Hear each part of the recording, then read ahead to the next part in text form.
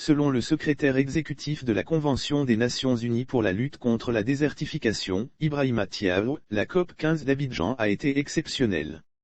Le secrétaire exécutif de la Convention des Nations Unies pour la lutte contre la désertification, Ibrahima Thiaw, a indiqué que la COP 15 d'Abidjan a été exceptionnelle, avec plus de 7000 participants, la présence de 196 pays et de l'Union européenne, la diffusion de 4000 articles en 40 langues dans 120 pays du monde.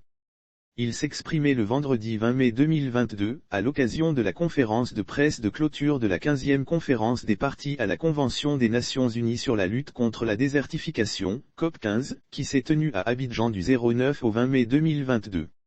La COP 15 a été un sommet exceptionnel à plusieurs points de vue, C'est un niveau de participation que je trouve excellent. Il y a eu plus de 7000 participants. C'est-à-dire plus que le nombre de participants que nous avons eus à la dernière COP en Inde et beaucoup plus qu'aux COP précédentes, s'est félicité Ibrahima Thiaw. Et d'ajouter, 4000 articles ont été publiés dans 120 pays et 40 langues. Cela est sans précédent dans l'histoire de la Convention.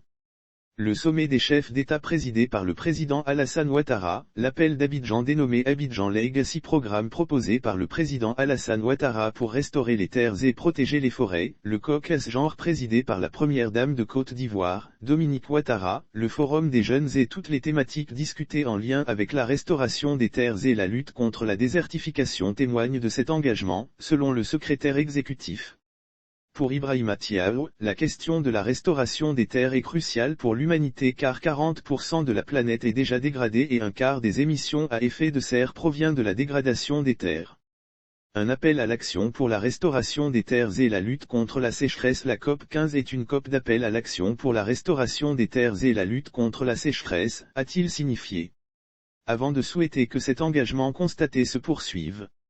Lire aussi COP 15, le PCO Abou Bamba satisfait de l'organisation à mi-parcours de l'événement en Côte d'Ivoire. Pour sa part, le ministre ivoirien de l'Environnement et du Développement durable, Jean-Luc Assy, a dit que l'organisation réussie de la COP a permis à la Côte d'Ivoire de se repositionner dans la diplomatie environnementale.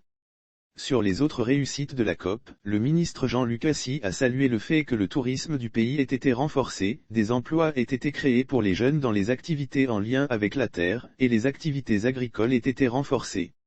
À cela s'ajoutent les retombées économiques pour plusieurs secteurs d'activité, restauration, hôtellerie, transport, etc. Source, SICG sauf autorisation de la rédaction ou partenariat préétabli, la reprise des articles de l'infodrome.com, même partielle, est strictement interdite. Tout contrevenant s'expose à des poursuites.